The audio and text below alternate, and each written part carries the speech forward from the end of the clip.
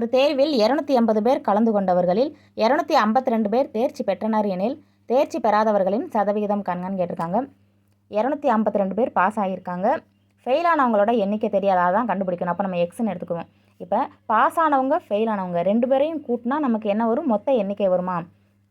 280 இப்படி எழுதிக்கிறணும். இப்போ நமக்கு எக்ஸோட வேல்யூ தான் வேணும், அதாவது ஃபெயில் ஆனவங்களோட வேல்யூ தான் வேணும். அப்போ அதை அதே பக்கம் வச்சுக்கிட்டு தெரிஞ்ச மதிப்பெல்லாம் ஒரே பக்கம் கொண்டு போய்க்கிறணும். 280 ப்ளஸ் 252 இந்த பக்கம் வரும்போது மைனஸ் 252 மாறிடும்.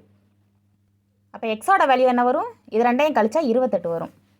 நமக்கு ஃபெயில் ஆனவங்களோட எண்ணிக்கை தான் கிடச்சிருக்கு. நமக்கு கணக்கில் என்ன கேட்டிருக்காங்க? சதவிகிதம் கேட்டிருக்காங்க. அப்போ மொத்த மாணவர்களில் 280ல் 28 பேர் ஃபெயில் ஆகியிருக்காங்க. இப்படி எழுதிட்டு இதோட சதவிகிதம் என்ன பண்ணுறது? நம்ம சதவிகிதம் வேணுனாலே நம்ம 100ஆல் பெருக்கணும். இப்போ இதை சால்வ் பண்ணால் இந்த 0 கேன்சல் ஆயிருமா? ஒரு 28 ஒரு 28 மீதம் என்ன இருக்குது? 10 இருக்குது. அப்போ 10% பேர் தான் ஃபெயில் ஆகிருக்கு.